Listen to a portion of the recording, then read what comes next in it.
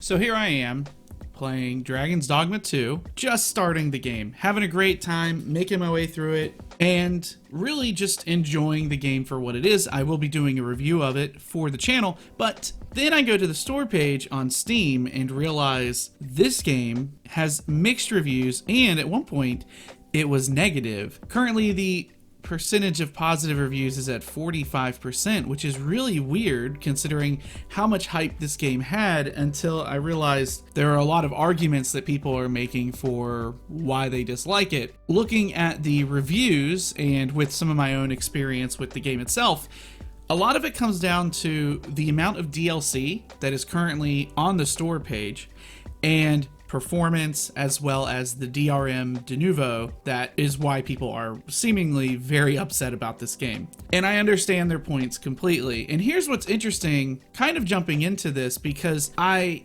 have been looking into it, I've been doing a little bit of research, and I think the DLC thing, as much as I hate microtransactions, especially in a single player game, there are not really a lot of people who are addressing one particular point or one particular concern with the microtransactions, and we'll talk about that here in a moment. But before then, the biggest concern that people seem to be voicing is in regards to microtransactions, especially in a single player game. So currently on the store page, there are 21 microtransactions that are part of the DLC list. They are a camping kit, music and sound collections, a harpy lure item, a heartfelt pendant, which is like a gift, a rift incense for a pawn inclination changing, a makeshift jail key, a metamorphosis, which is a character editor, a warp location marker, a bunch of wake stones, and then a bunch of rift crystals. And I'm not really far enough into the game to know what some of these things actually do. I can kind of make a guess, but 3 of these items, from the little bit of research I have done, are unavailable to obtain in the game itself.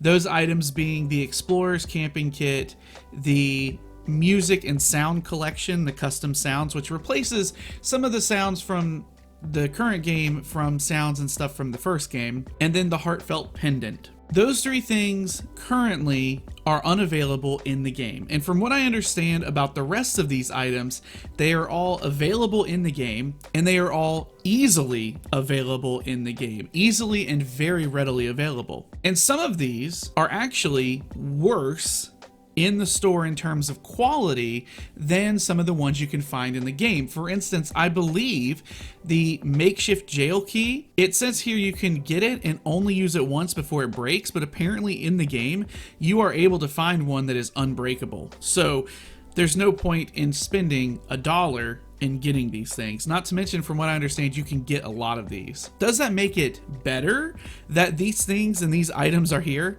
No. The fact that they're even there at all kind of points to something that I'm afraid of. Once again, we'll talk about in a moment. The camping kit, from what I understand, gives you the ability to buy a camping kit in the game that has a different cosmetic to it, but it also is lighter than any other camping kit. And I haven't really done, like I said, I've really only just started. I haven't actually done much camping. From what I understand, camping kits cannot be destroyed.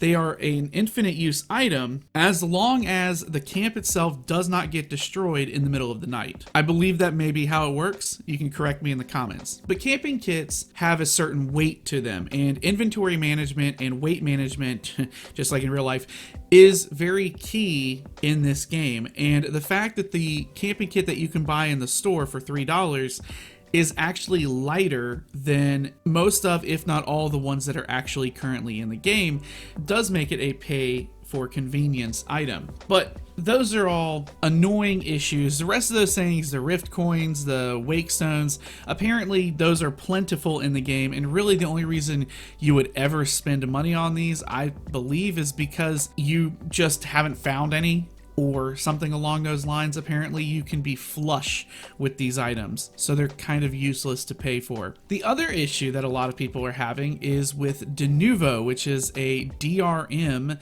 that is in the game. De novo in particular is a DRM to keep you from cracking the game, but it also is an anti-tampering thing, if I'm not mistaken. So if you try to mod the game, it's going to lock it down. This comes shortly after Capcom, I believe, and this was after that unfortunate Street Fighter disaster where they had a nude Chun-Li. It's to crack down on mods, seemingly, because I believe Capcom has cracked down on all mods across all their games, which is annoying. And that is one of the things I believe de novo is cracking down on. So that is something a lot of people are really angry with, because I don't do much modding and I definitely don't pirate games, but for the people who do mod, and I guess pirate games, it's in the way, especially if you own the first game and you like to mod it or do whatever with it. It really sucks because you bought the product, and I know that you don't technically own it because you don't technically own anything on Steam,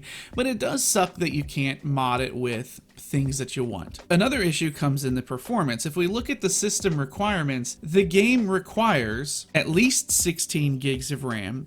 And so if you haven't upgraded from 8 to 16 or from 16 to 32 or what have you, you're using all of your RAM. But on top of that, the recommended requires an RTX 2080, a card that isn't as powerful as the hardware that's on the market now, but still a pretty powerful card. And that is with an estimated performance of 2160 30 FPS. That's 4K 30 FPS. And that's just for 30 FPS. But if you've watched any of the reviews from like Force Gaming, or I watch Force and I also watch Luke Stevens, they were having issues with performance as well, and they had beefier systems than this. And I believe Luke Stevens was even saying that in some of the cities he was dropping down to 20 FPS. He's running a 4090, and that's the performance he's getting. That's unacceptable. I believe the Dragon's Dogma team has come out and said that a lot of it is the CPU intensive stuff. The problem is, if these are the frame rates that we are getting with the current hardware, even with the best of the best CPUs, I feel like there's probably an issue with optimization there as opposed to just having the raw power. I know that for me, I have a 4070 and an i7-13700K. I very easily clear these performance benchmarks, and I know that even for me, when I go into the cities, it drops sub 60, and it is not a fun time. They absolutely need to work out whatever they're doing with the performance, and I have DLSS set to performance mode, and I have almost all of the graphics turned down to like medium, and it's still really bad. But let's talk about the thing that I think a lot of people are overlooking here, and this is my worry for the game, and this is my worry in general. Whenever I see a single player game in particular that has a lot of microtransactions that are involved with currency, and this is actually, I'm kind of laying this at the feet of Ubisoft. I think this is their fault, really, more than anything.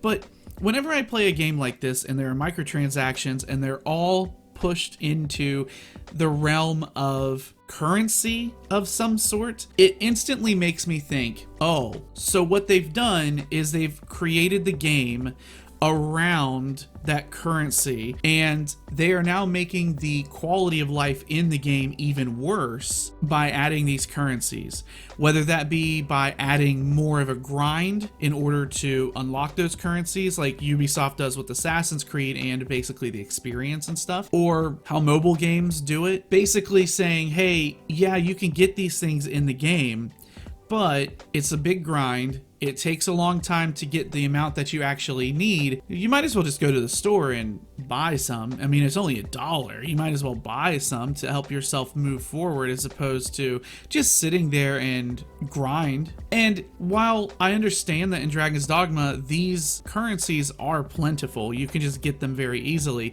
that is still in the back of my mind. And when that happens at launch, that puts a very sour taste in my mouth. It sets a bad expectation from the get-go, even though the game may actually be very good and very fair with what it is offering. It unfortunately stains the launch of the game, and that's what's happening here. The game is very good. Dragon's Dogma is very fun. for what it is outside of the performance and DRM and stuff. But having microtransactions like this kind of puts a bad taste in my mouth, because then I wonder, okay, well, how many of the different mechanics that are involved in this game were ripped out simply to try and sell it to you, or were extended and made more annoying because they want to sell you stuff? For instance, the change pawn inclination system, or even having an inclination system to begin with. Did they do that so that they could sell a microtransaction for it, or so that they could sell the item in the game itself? When I played the first game, if I remember correctly, you could actually go in and sit your pawns down at a table and talk to them and tell them what you wanted them to do. It wasn't an inclination system. They would ask questions like, well, okay, master, when I'm in the middle of a battle, should I prioritize saving my friends and protecting them, or should I prioritize attacking the enemy? And you would tell them what you wanted to do. They would say, okay, I'll do that from now on, that sort of thing. That to me feels like, if I'm not mistaken, an inclination system.